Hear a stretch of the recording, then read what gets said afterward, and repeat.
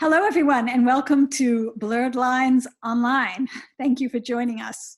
I would like to begin by acknowledging the traditional custodians of the land where I am, the Awabakal people, and to pay my respects to elders past, present, and emerging. This is a virtual version of the session we were scheduled to hold at the Newcastle Writers Festival on Sunday, the 5th of April. It was going to be a paid session, but as we're now offering all content for free, if you are able to, you can donate via the Newcastle Writers Festival website, as Newcastle Writers Festival is trying to raise some funds to ensure all writers get paid and to help support next year's festival.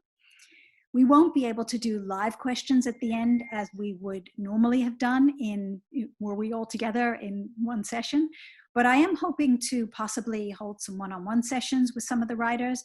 So if you do have questions, send them in after the session and I may be able to incorporate some of them in follow-on sessions. All right, so I'm going to do a few bios just to begin with. Maria Tumarkin in the, I guess, bottom right-hand corner, hopefully that's how it works out when you're looking at it after now, is the author of books, essays, reviews, and pieces for performance and radio.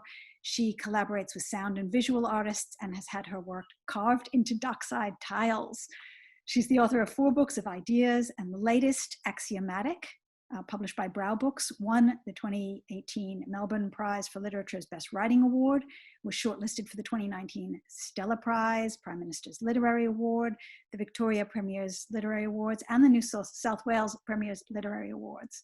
And Maria holds a PhD in Cultural History and teaches creative writing at the University of Melbourne. Nicola Redhouse, upper left-hand corner, is the author of Unlike the Heart, a memoir of brain and mind. Her nonfiction appears in many places, including the monthly The Age, The Australian, and Island, and her fiction in Mianjin, Best Australian Stories, and Big Issue Fiction Edition. She's worked as a book editor since 2005 and teaches creative writing sessionally at RMIT and the University of Melbourne. Sophie Hardcastle, bottom left, well, this is to me where I'm looking. So if I've got that wrong from how you're looking at it, don't worry. Sophie Hardcastle is author, artist, screenwriter, and scholar. In 2018, she was a Provost Scholar in English Literature at Worcester College at the University of Oxford. I went to Oxford, where she wrote Below Deck. In 2017, I was at St. Cross. Sophie was an artist in resident with Chimu Adventures in Antarctica. Sophie is the author of the critically acclaimed Running Like China in 2015 and Breathing Underwater in 2016. She's the co-creator, co-writer, and co-director of the online series Cloudy River, and her latest work, Below Deck, was just published this month, and it's a haunting and poetic story about the vagaries of consent. So Maria, Nicola, and Sophie, welcome. Can I begin the session just by asking you to read a little bit from each of your books, just to give the audience some sense of the synergies and the themes and the very, very different styles as well. Maybe we can start with Maria. Is that all right? Sure. So I'm just going to read a little bit from chapter 3. Everything now sounds different, so I have no idea. I've read this passage before, but I know it's going to sound like a very different passage with the world being the way it is. So I'll be sort of discovering things as I read, and apologies if I stumble or abandon this passage halfway through it. Okay. That morning rather, 2 men in my carriage lift their heads. 2 men in their 50s in silky understated ties. Then there is a little snap, like a red light camera going off. And even before the next stop gets announced, they're leaning into each other laughing. How long has it been? Must be 40 years, give or take. What's been happening? They run through their classmates. 2 cancers, 1 meat chemo, 1 cannot hack chemo, a property development fraud, 1 guy, just the other side of a protracted settlement with too many ex-wives. Stupid bastard, he and them deserve each other. A pause. Please don't tell me it's all there is. Fraud, cancer, bad marriage peaks, being caught, extricating yourself. Chance encounters on city loop trains. Can you remember the last time life felt long or kind, or like it was yours and mine? My phone vibrates, one time only for texts. Make sure you don't have scissors, nail files, anything sharp. It's Vanda. Thank you, Vanda. Shh. In front of me is time. Time is not a river. It is two strangers on a train whose briefcases touch as they hold each other. Two men who'll never ride the same train again. I don't remember getting off or walking. Somehow I reached the courthouse doors on William Street in Melbourne, where my bed was screened, nothing sharp in it, and the structure that looked dull and huge on the outside, a building without qualities, was alive and brown inside with wrappers pulled off chocolate bars, doors slamming, others opening, kids in school uniforms who were not, as I'd guessed, witnesses to inexplicable suburban crimes, but legal studies students bored on a field trip. Several of the magistrates looked like Karl Heinrich Marx. In a lift I stood next to a lawyer with the face of someone who sometimes forgets he hasn't yet seen it all. I looked at him. He looked at the crease in his hard-working pants. What is the court 8 clerk wearing today? Orange jacket, there you go, bold choice for the setting. And what is court 8's loudest sound right now?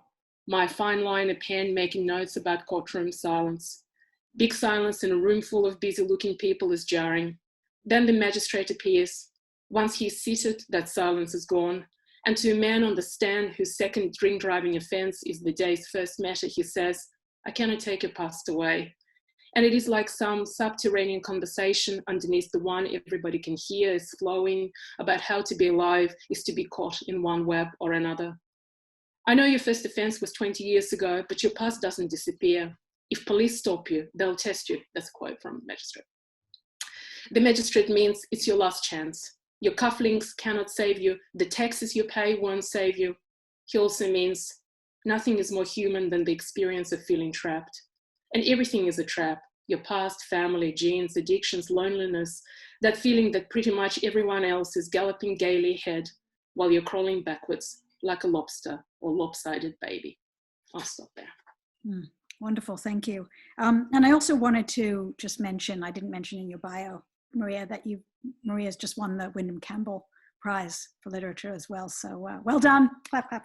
Thank you very much. Congratulations. Money exists still when we get paid. Yeah, that's right. Yeah, that's interesting. I'll tell you. Yes, we'll wait to hear. All right, so Sophie, do you want to read a little bit from your maybe below deck? Yeah, of course.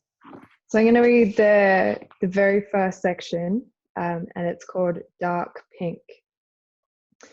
You dying in your 20s is not romantic, he told me, his eyes dense black, half in shadow. He shook his head. It would be a waste. I remember that we were in my living room at the time and that I didn't say anything back. I thought about it for the word waste swelling like an oil slick. I knew he was right. It would be a waste. But when I'd said I would die in my 20s, it was never about the romance of it, the old story of the young artist perishing before her time. It was more of a knowing that it was my time. I die on the eve of the day I was born, 29, almost 30. I've always liked the numbers 29, 2 and 9, much more than I've ever liked 30, 3 and 0. 2 is red and 9 dark pink.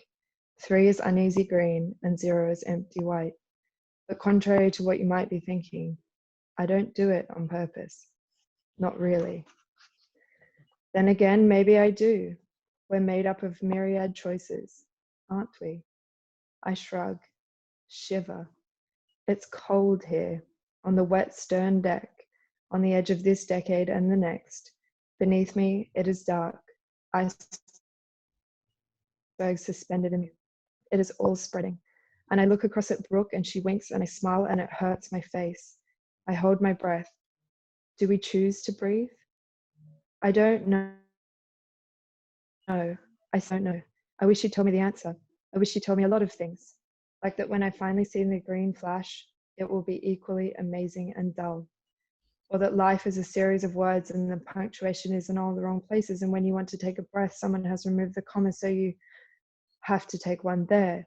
And if you didn't, too bad, it's already gone. Maggie, I wish you'd told me. At sea, no one can hear you scream. I'll stop there. Thank you. And Nicola, do you want to? Sure. I've chosen from midway through the book, chapter 13. What if my sister Joni was right and Freud's concept of an unconscious mind that must be made conscious to release us from its tyranny had no truth to it at all? If it wasn't scientific, could it still be true? Had I been duped by its intellectualism, its associations with literature and language and poetry, into believing it could help me understand that which was simply and purely biological, genetics, hormones, neurochemistry? Or was it just that I had not yet drawn out far enough the threads of story from my life, my family? Had I not gone far enough yet? All sciences are based on observation and experience that are mediated by a physical apparatus. However, as our science takes this apparatus itself as object, the analogy ends here. I thought about Freud's words, scribbled into my notebook, sitting amid the detritus of my bedroom floor, where dust balls gathered over the week were now scattering violently from the impact of several small marble comic figurines that my son Noah was tossing about in play. I fancied it would make a good slow motion video, the rise and fall of all those particles in the buttery lamplight. Years before my other son Reuben was born, I'd read about the psychoanalyst Marion Milner, who'd become best known for her ideas about the value of becoming attuned to our unconscious thoughts and feelings through a method of introspective journaling. Milner, who wrote under the name Joanna Field, felt that people who had needed to protect themselves emotionally from more primitive states of thinking, states in which their sense of boundaries between themselves and others, and also in their environments, are diminished, might become cut off from their more imaginative unconscious selves and out of touch with their self-deceptions. A child, for example, whose mother is emotionally ill, might so strongly assert their logical, cognitive thinking to preserve a sense of difference between themselves and their frightening mother. But this self-preservation, Milner said, sacrificed their imaginative self, the self that emerged in dreams and in fleeting thoughts that would give way to a true understanding of one's personal sense of meaning. She advocated keeping diaries of stream of consciousness thoughts, a focus on becoming attuned to the minutiae of your own mind's experiences. Milner's brother, Patrick Blackett, was a physicist working in experimental particle physics. He won the Nobel Prize for Physics for his investigations of cosmic rays using a cloud chamber, a particle detector used to pick up ionizing radiation. Blackett had invented a way of getting the chamber to compress more rapidly, making it even more sensitive. Two siblings, each interested in matter indecipherably small, but Blackett's was a material interest, while Milner's required observing the psychic apparatus itself, the mind, and that came with the inherent subjectivity that would foil any scientific endeavour. I'll stop there. So I want to begin talking a little bit about structure. And there are strong synergies, I think, with the themes of all of your work, but they couldn't be more different, really, stylistically. So maybe since you're already talking, Nicola, can you talk to me a little bit about how you developed the structure you used for the book, this kind of moving back and forth between, I guess, your own a personal story and then the research that you did that kind of looks at the whole universal aspects of what you were going through? Yes. But if I talk about it, it's going to make it sound like I had some idea of it and sense of what I was doing, which I did not. It was flailing in the dark. What happened was I first became really interested in this intellectual idea about the question of whether Freud's theory of the unconscious had any scientific validity. And it was a very intellectual question at the time, and it arose because of a conversation with my sister, who is very science-minded, and who pointed out to me in a conversation about our father's work, who is a psychoanalytic psychotherapist, that what he does, quote unquote, is a pseudoscience, which was a very disrupting claim to make within my family. So I became interested in proving her wrong, which was very important to me. But then I realized in the process of doing this research that I had a very personal aspect of the story to tell about my own experience with anxiety postnatally and in other times. And then what became very important to me was this fact that I thought I needed to really honor this or kind of make sure that I told this personal story, because what I'm trying to talk about in my book is about what we do about what it is to be human when we eradicate the felt experience of the individual. So then I had to find a way to make these strands come together, and it ended up a kind of 3-part thing. I don't know, thing. That's how it happened. It's got the intellectual investigation, the personal story, and then personal story in past ways. But it sort of, as I think everyone on this panel will understand, it took a long time for that to form any kind of works for a reader. And speaking of taking a long time, Maria, can you talk to me a little bit about your book? What do you mean, Maggie? I don't know why that connection that you just made. Honestly, I take great comfort from the length of time that, you know, the wonderful Axiomatic took, because I do think sometimes things do need to take time, as you yourself have spoken about. Sometimes it really, that time that things take to mature or to develop is actually part of what that book needs. But so I'm not at all criticizing you for it. I'm actually joyful that you don't spit out one book a year like some of my author friends do, and I look at, you know, with quite a great deal of envy and a little disgust.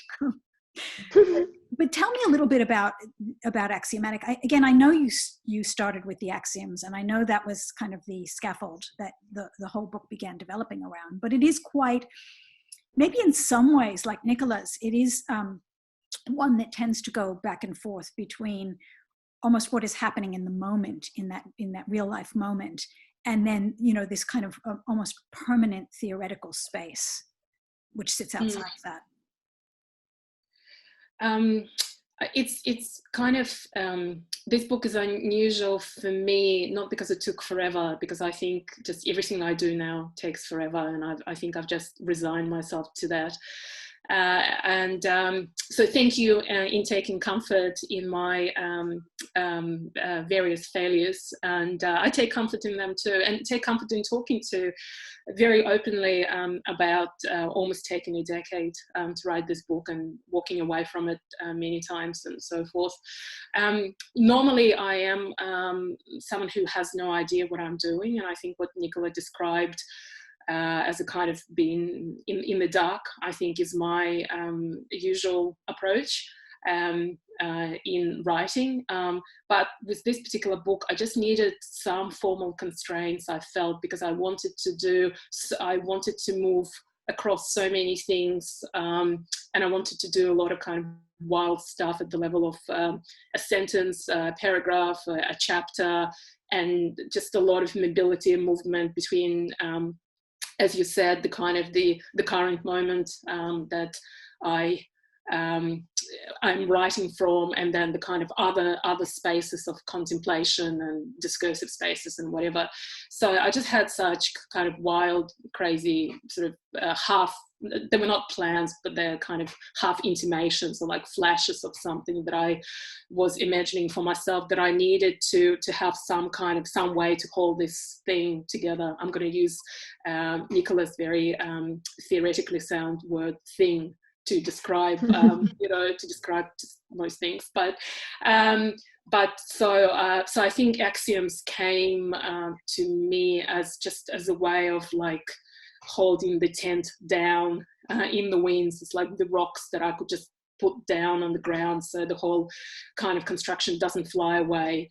And then within those, within the chapters that are kind of organized but very loosely and differently around my exploration of an axiom, then I could just do whatever I wanted to do, or so I told myself. So some formal constraints to allow kind of wildness and sort of hypermobility almost within each chapter. Yes. And Sophia, your books, I mean, in many ways, they're different because you've been working, at least in the last 2 books, in fiction. But I do feel Below Deck in particular, although I think both of your last 2 fictional books, Breathing Underwater as well, which I've read, though they are linear in many ways in the way the story unfolds in a narrative sense, it seems to me that that scaffold you know, what Maria described as, you know, these flags or these rocks on the ground, seem to be these moments that happen, these sort of pivotal life moments, really. That can be traumatic. They are often traumatic, pivotal life moments. So sometimes they're positive ones as well. But it almost seems that that's the scaffold that you've built those, both of your novels, and probably, if I think about it as well, your memoir around. Is that these critical moments? Does that sound right to you? Yeah, definitely. It does. Like my first thought was when I was studying at Oxford, when I was writing Below Deck, I read an essay by Virginia Woolf where she spoke about how life doesn't have these perfectly spaced out moments, that life is really sporadic, and that we do have these, sort of like moments of trauma that don't sit neatly on a linear. It's. I think she talks about walking down the street and having lampposts like evenly spaced out, and that we don't have these. Like that, it's not like the patterns in life don't sit neatly like that. And so I think that was, you're right in that all three of my books, I think, have kind of centered around these, I guess, like irregularly placed landmarks that then the story pivots around. But I think specifically with Below Deck, I wrote it in 4 parts. And the reason why I did that, or separated it into these 4 parts, is because I wanted the book on a sentence level and like larger structural, like broadly speaking, I wanted the book to have multiple beginnings and multiple ends, and for it to be broken up and fractured on a sentence level and for the whole book, because I wanted to speak to the way trauma so often fractures our memories and warps our memories of particular experiences, and to question whether that then renders them, because that so often does render our experiences unbelievable, or we're made to question our experience of the truth because trauma has fractured it in a particular way and made it seem inconsistent. And so I think that was the reason why I structured it in that way, where there was these many beginnings and many endings, and that they aren't neatly tied together. Yes, Nicola has a way of putting that, the meeting place between scientific endeavor and the unbordered ephemeral space of the human mind, which I think is a really interesting way of looking at everything, really, but trauma in particular. Again, this idea that, there is a space where, in a way, and I think this is almost in common, I think this is in common with all of your books, trauma transcends time and becomes almost an unbridled force, positive and negative. It's subversive in its way of undermining everything we kind of believe or know or understand about human existence as a linear, progressive sort of process, at least in a colonial sense. So in an Australian history of place, historian Mark McKenna said, "For the dispossessed, there is no dividing line between the actions of past generations and those of the present." And again, that's another thing I feel like all your work plays with, this notion of dispossession. So maybe if we can come back to you, Nicola, and just discuss a little bit the idea of epigenetics with respect to trauma. You said in an interview, this is the one with Kate Foster, that incidence of postnatal depression in communities that suffer endemic social trauma and difficulties like poverty and racism are staggeringly high. So maybe you could talk a little bit about that, both in terms of your research into trauma, but in terms of your own postnatal depression. How does time flatten and stop at that point of trauma? Okay, wow, there's a lot in that question. Yes, it's a complex one, but approach it however you want. I didn't extensively research that aspect that I talked about in that interview that you're quoting from in the book itself. It was that I came across that reading afterwards. And I think if anyone is interested in following up that, the place to go would probably be Jacqueline Rose's book, now forgotten the title. Mother, I think it's Mother, an essay on love and cruelty, and she talks about the staggeringly high rates of postnatal depression among Black women in post-apartheid South Africa. But in terms of time flattening out, I'm not sure that I'm the best person to talk about time right now, because I am feeling like I don't even know what's happened to it at the moment. I'm feeling very disoriented about time. But in terms of what I'm looking at in my book, I guess I was interested, and in terms of epigenetics, I was interested in this question of the way that these kind of, and I guess this is what psychoanalysis is interested in broadly as a project, these kind of myths that lodge in ourselves from early, often traumatic experiences, play out in body and mind, and in that sense eradicate real chronological time. And what I was interested in the book was in asking, because I was confronted with this experience in the systems that I was, then sort of a part of in experiencing this catastrophic postnatal anxiety, the division between the way that these things were addressed in the psychological and kind of medicalized models, and the way that, in the medicalized model, there was this sense of these things being genetic, neurochemical, and in some way sort of more containable in that way. But my sense, and it continues to be my sense, is that it's a huge oversimplification to think of things only in such physical terms, and in fact these traumas are kind of they're myths that are subterranean in us that affect our experience of life in the now. I don't know if that answers the question. Well, I think we could probably talk on it for another hour or so. It's a complex topic and fascinating one as well. But it'll do for the moment. Maria, I know you struggled with the way that narrative can be used to smooth out and retell the past. So can we talk a little bit about narrative as a way of controlling silence and the role of silence to tell and not tell as it plays out, perhaps in axiomatic? I'm kind of furiously thinking. This is my furiously thinking face. Can I say something else as a way of just distracting you from the question you asked and what about it? But I just wanted to say something just about kind of trauma and time, not forgetting what you asked me. After I finished axiomatic, like Nicola talks about something she read after. It's fine if, I read something quite important for me, and I wish I could just rip the covers off the book and start again for another 8.5 years, which I'm sure you, Maggie, would find comforting too.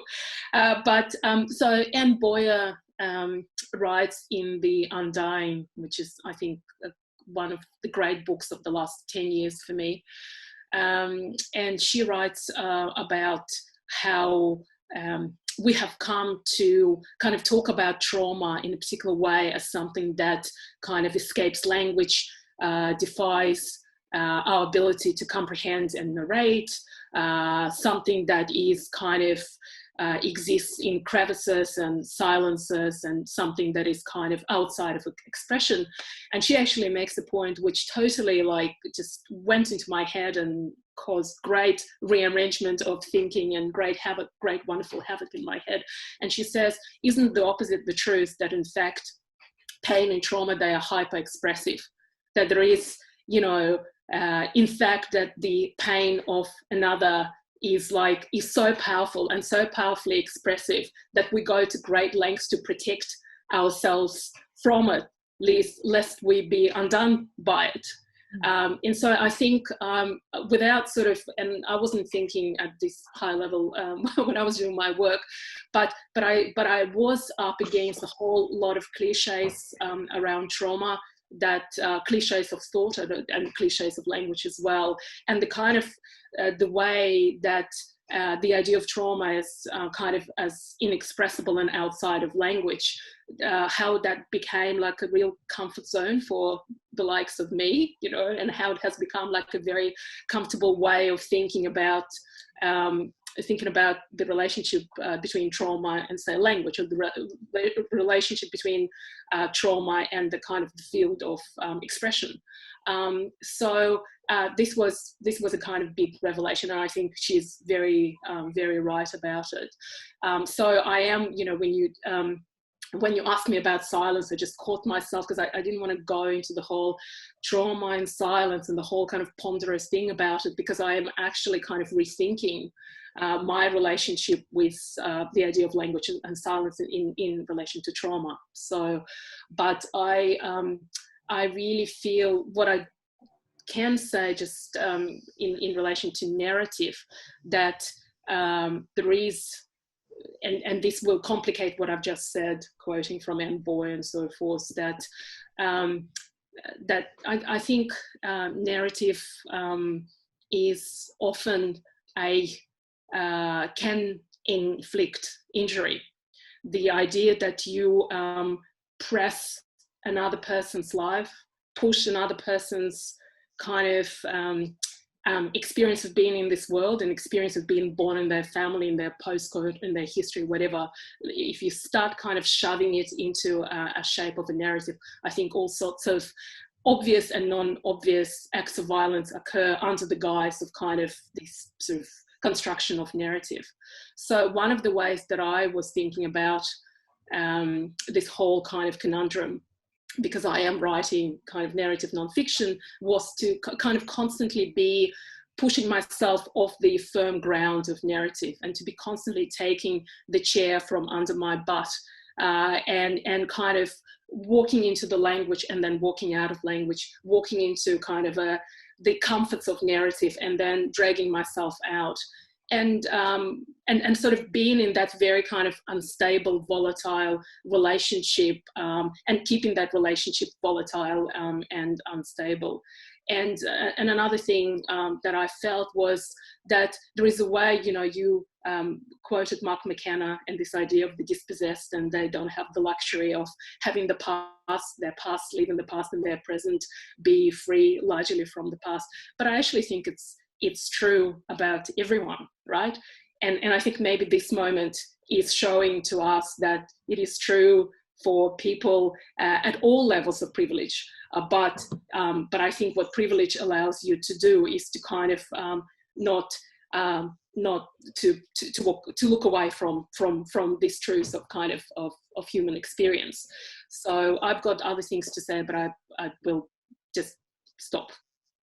We definitely we'll have to somehow manage a follow on, because there's so much more to talk about. But Sophie, I just want to quickly come back to you, and picking up Maria's point too about silence and about narrative. I feel like there is a kind of non-linguistic aspect to your character, Olivia. And that's her synesthesia, her ability to see things in colors.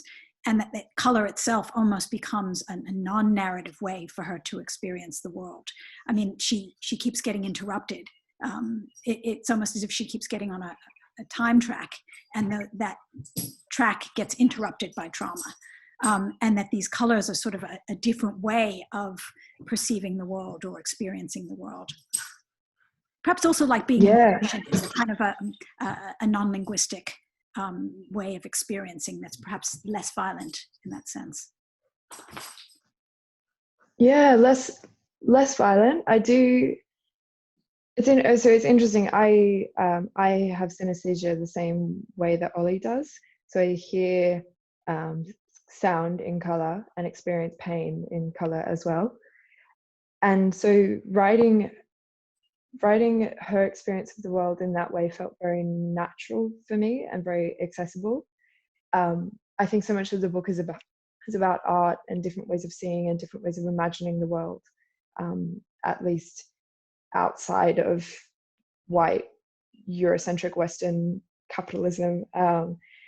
And so, like, I guess my use of that of that like special way of seeing the world in the book was, yeah, I guess about trying to see the same story from a different angle.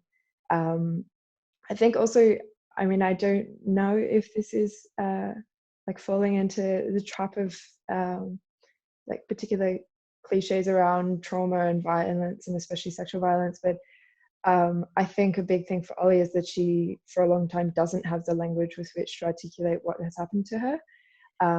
And I often find with my own synesthesia that I'll experience colors that don't actually physically exist in the real world. And so I guess like her way of seeing, there's colors that she sees, and the like color of her trauma and of this like trauma that has occurred to her body. She doesn't have a way to translate that color into the world that everyone else sees. There's like something about that that's unspoken, that she doesn't have language for, because there's no word for the color that she sees when she experiences sexual violence. And so much of her learning, I think, and her journey towards reclaiming her body is about finding that language with which to articulate what has happened to her and what color she has seen. I hope that made sense. It did. It made perfect sense. And again, I think there's this kind of playing with language, and I guess as it sits in the prefrontal cortex, just to pick up Nicola's research, and what is truly happening in perhaps a non-linguistic or an almost internal, I guess, timeless way. That is something that, again, I see almost in common with all of your work. But I want to pivot a little bit. There's so much more to say, and we've literally scratched the surface, and we're almost out of time already. But I want to pivot just a tiny bit and ask each of you to just talk a little bit. It's impossible to ignore. And Maria, I think you've touched on it a bit already, but how has coronavirus, COVID-19, how has it impacted on you as a writer in itself? And again, Maria, you've sort of said this, but in a way, time has almost stopped for us. At least a lot of the things that we scheduled are no longer able to happen, and we have to try and work around those in much more organic ways, and maybe even forcibly slow down. So I haven't felt slowing, to be honest, but maybe that'll come. So can I just get you to just go around briefly? We can just maybe start from Nicola and go down to the right, and just talk a little bit about the impact on you and any thoughts you might have around that. Yeah, impact. I mean, I'm kind of resistant to articulating anything about this event. I feel like it's too soon. I feel like we always sort of try and wrap things up immediately and kind of decide on their meaning, and it's still unfolding very much, and I think will be for quite a long time. But practically, in terms of how it's affecting me, it's affecting me as it is affecting, I guess, the luckiest of us, which is that I have, a roof over my head, and I have a job for the moment, and I have a network around me and all those things. And I think emotionally, as for everyone else, it's a difficult time. It's when real external threats come up that are awfully close to your own kind of less rational anxieties, it can be pretty disorienting. And of course, there's the practicalities of just now trying to work out how the heck I'm going to get things done with 2 children in the house, and my husband working from home and all those kinds of things. But yeah, it's very destabilizing, I guess, as it is for everyone. Sophie, your thoughts? Yeah, don't think I could have put it any better than Nicola. It is, incredibly destabilizing. I also am very lucky to have a roof over my head, and space, I guess, to read and write. This was meant to be my busy time, I guess. I finished work as a research assistant at the end of last year, and then was kind of ready for a whole year of touring and book publicity and all of the exciting things that come with that. And so this, I guess, silence and space and kind of stillness has, a bit of a shock to my body. But yeah, I'm just trying to come up with useful ways to use that and being soft with myself, and just trying to make this it almost feels like a period of absence, like the absence of so many things that we would ordinarily do and be able to do. And so I'm trying to find useful ways to spend this time. Maria? I'm thinking a lot about time, which is something we've been talking about as well, because I think the idea of it's not only that time it has a different speed, or we feel like it's stopped or slowed down or sped up, or both things at the same time, but I feel like we are kind of living in these kind of multiple time frames at the same time, in a way that's very, very explicit and laid bare. And we have, you know, there was like all these letters from Italy, for instance, written to those countries that are a couple of weeks behind, as it were, or letters from China addressing other countries that again are a couple of weeks behind. And so we just have these multiple time frames, and the future is here as well, and people from the future are addressing us and begging us not to be idiots and go to the beach and do all those things that make me want to be very violent with my fellow Australians. But I will restrain myself because I have to be at home, and so I'll just direct it to my children. But I'm not condoning violence against children. So I think it's a real moment to think about time. It's a real moment to think about love as well.